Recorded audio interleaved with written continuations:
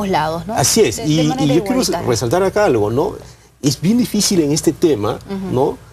Ser, digamos, completamente neutral. Creo que en la vida en general uno nunca es totalmente neutral objetivo, ¿no? Pero sí es obvio, ¿no? Y no solo obvio, es escandaloso que uno vive en una ciudad donde están cayendo misiles. Claro. ¿No? Y creo que Israel tiene todo el derecho de establecer el domo de hierro, tiene todo el derecho a responder, pero no tiene el derecho a abusar. ¿Y crees que esta ofensiva, esta incursión, no solamente pues por el bombardeo, sino que ahora es una incursión terrestre, es exagerada? Yo creo que sí, o sea, imagínate, es una población prácticamente encerrada, ¿no? Las agencias humanitarias, ¿no? Sostienen, ¿no? Que ahí prácticamente se vive una cárcel, ¿no? Ahora, yo creo que la exigencia del gobierno palestino debería ser propiciar, exigirle a Hamás que detenga el lanzamiento de misiles, ¿no? En Israel hay gente que piensa que si, por ejemplo, pero no es una posición mayoritaria, ¿no? Que si Israel deja de lanzar misiles da una señal, o deja de bombardear da una señal para que jamás lo haga, pero ahí tendría que intervenir el gobierno palestino, no la Autoridad Nacional Palestina. ¿El gobierno o la Autoridad Nacional Palestina no puede hacer nada para controlar a Hamás? Puede hacerlo, lo que pasa... ¿O no quiere hacerlo? Lo que pasa es que hay milicianos, ¿no? Que no responden a la Autoridad Nacional Palestina, ni siquiera a las autoridades Hamás. O sea, hay una cosa que es terrible, pero yo lo he visto estando allá, ¿no? Los palestinos son un pueblo que se siente en guerra, se siente agredido. Israel también es un pueblo que se siente en guerra. La diferencia sustancial es que Israel tiene un Estado estructurado, tiene un ejército muy poderoso. Es además un país que está totalmente organizado, moderno, ¿no? Sí, entonces, en cambio, los palestinos no tienen un ejército organizado. Tienen milicias, tienen cuerpos armados, oficiales y no oficiales, ¿no? Entonces se defienden como pueden, ¿no? Entonces hay una lógica que para los amigos televidentes habría que entender, ¿no?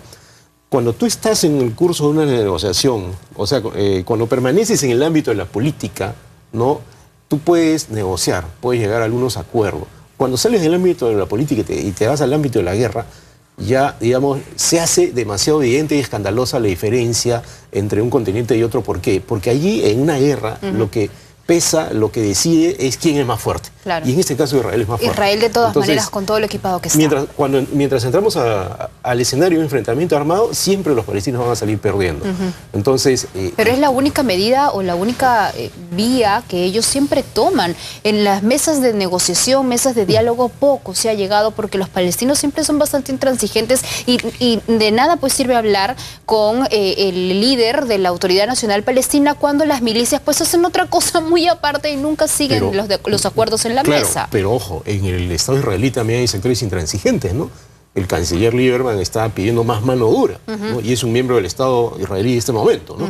Entonces, y eso históricamente ocurrió. Depende del signo político que esté en el gobierno israelí para que haya una mayor predisposición al diálogo. Los últimos gobiernos israelíes han sido de línea dura, gobiernos de derecha y ultraderecha metida en el frente que gobierna. Claro, ahora... Con esta incursión, esta ofensiva terrestre que se ha dado, lo que han encontrado son túneles subterráneos y que según la información que nos va llegando desde allá, es que el principal objetivo pues del ejército israelí al momento de ingresar era ubicar estos túneles y también lugares donde guardaban armamento. Pues han encontrado túneles, dicen, ¿no? Que definitivamente eran corredores que conectaban algunas zonas cercanas hasta Israel y que eran, inicialmente pues se pensaba en el 2006, recordarás que por estos túneles se pasaba algo de mercadería, pero ahora se estarían pasando armas, ¿no? Entonces, o alguna forma para atacar a Israel también de manera subterránea. Una preocupación, o sea, sí, tienen todo su derecho, ¿no? Por supuesto, el Estado israelí tiene el absoluto derecho a defenderse, a defender a sus ciudadanos, a poner el domo de hierro, a responder, ¿no? Pero no de esa manera tan desproporcionada y que se lleva adelante la vida de civiles, incluso de niños. Fíjate, los túneles existen en el paso de Rafah. 20 metros bajo tierra, perdóname, estoy acá leyendo más información que me está llegando recién. Ojo. 20 metros bajo tierra, incluso en algunos no son tan rústicos, son con construcciones, instalaciones sofisticadas con servicios de teléfono y electricidad. Sí, claro, eso también existe en el paso de Rafah, que va hacia Egipto, y existe también en estos lugares que han descubierto los israelíes. Yo decía hace un momento, ¿no? Gaza es una zona densamente poblada y que prácticamente está encerrada casi como si fuera una cárcel. Claro, está... Ok, entonces ese es un recurso para tratar de hacer pasar víveres y eventualmente armamento. Obviamente, ¿no? Ellos sienten, los milicianos de Hamás por lo menos, ¿no? O los miembros de Hamás, que están en guerra, ¿no? Entonces, nuevamente, ¿no? Cuando entras al escenario de la guerra y no de la negociación, o sea, siempre vas a encontrar este tipo artilugios, de estrategias para salir de la escena política e ir a la escena digamos, del enfrentamiento, ¿no? Entonces, cuando entras en el escenario de la guerra, ya prácticamente todo vale, ¿no? Entonces, para ellos, no eso es algo válido. Para los israelíes es válido bombardear. Hace poco he visto, no sé si viste la noticia, ¿no? En la playa de Gaza mataron unos niños, sí, ¿no? Claro, la semana pasada. Hay un hospital que ha sido atacado. Entonces, se están pasando límites, ¿no? Humanitarios inaceptables de parte de Israel y de parte de Hamás también, porque de parte de Hamás lanza misiles a zonas civiles. En plena tregua, además, ¿no? Pero si no hubiera el domo de hierro, hubiera muchos estragos, claro, ¿no?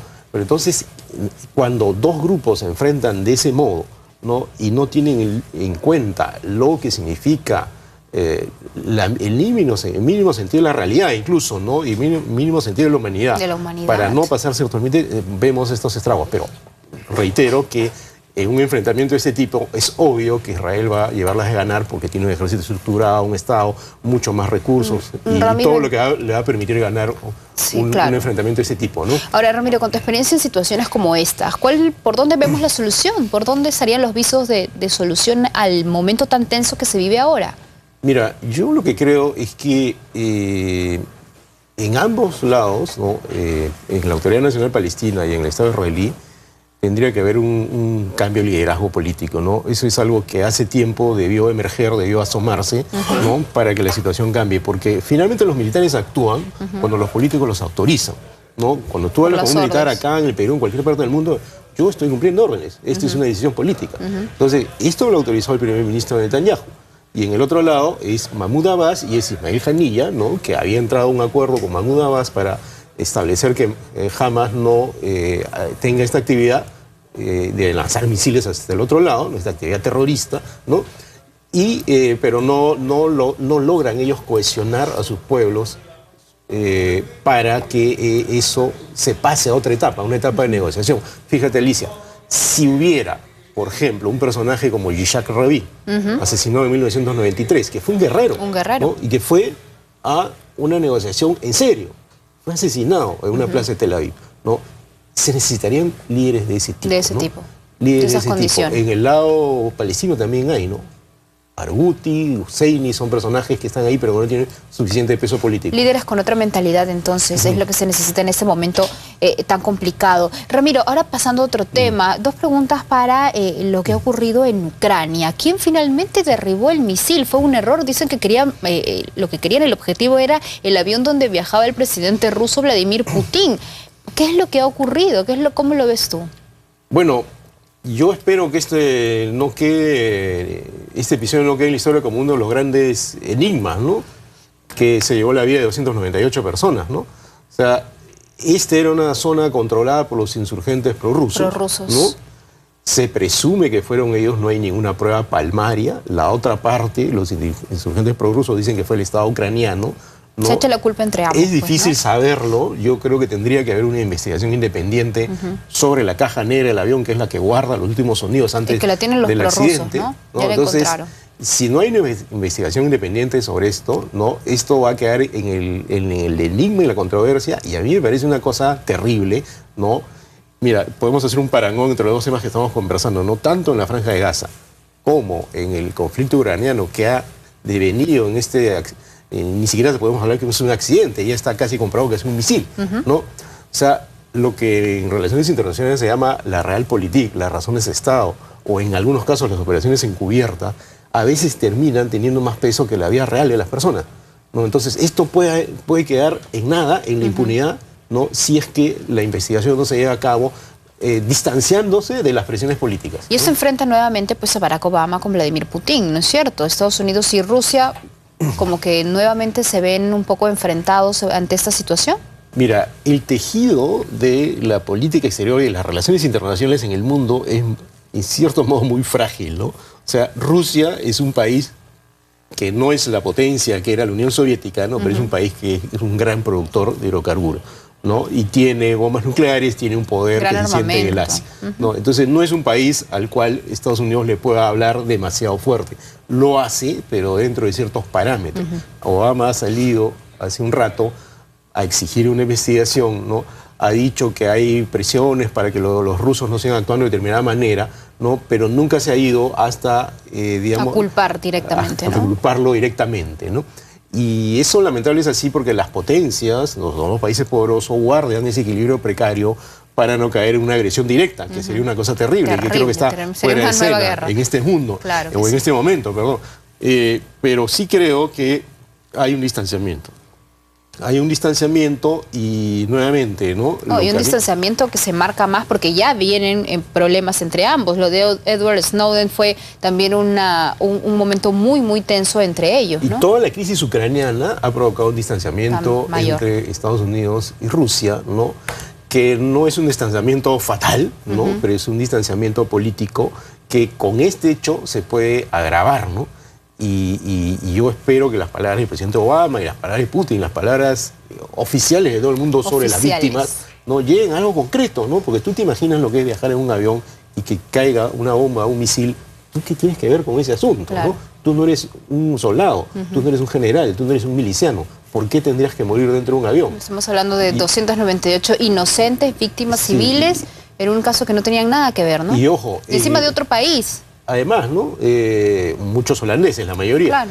Y lamentablemente, Alicia, en la historia reciente ha habido varios casos de este tipo, no muchos, ¿no? Pero los estadounidenses derribaron un avión iraní, los soviéticos derribaron un avión norteamericano, me parece, ¿no? En Sudán se derribó otro avión, en Libia se derribó otro avión. O sea, no han sido muchos los casos de que se han derribado aviones llenos de civiles en zonas de guerra. Pero son cosas que se deberían evitar, ¿no? O sea, la vida de las personas es muy valiosa y no hay derecho a ponerla en riesgo de ese modo, ¿no? Definitivamente. Ramiro, muchísimas gracias por haber estado con nosotros esta tarde aquí en el programa y estaremos, por supuesto, al tanto de cómo se sigan desarrollando pues las investigaciones, tanto por el caso del avión de Malaysian Airlines como también lo que ocurre en la Franja de Gaza, que sigue pues ante los ojos del mundo, ¿no? Todos impactados por lo que se ve día a día. Nos vamos, amigos, ahora a una pausa comercial, pero usted no se mueva porque al volver les contamos que el presidente del Congreso ha cuestionado pues la liberación de Benedicto Jiménez para ser juzgado con orden de comparecencia. ¿Qué es lo que ha dicho Freddy Otárola?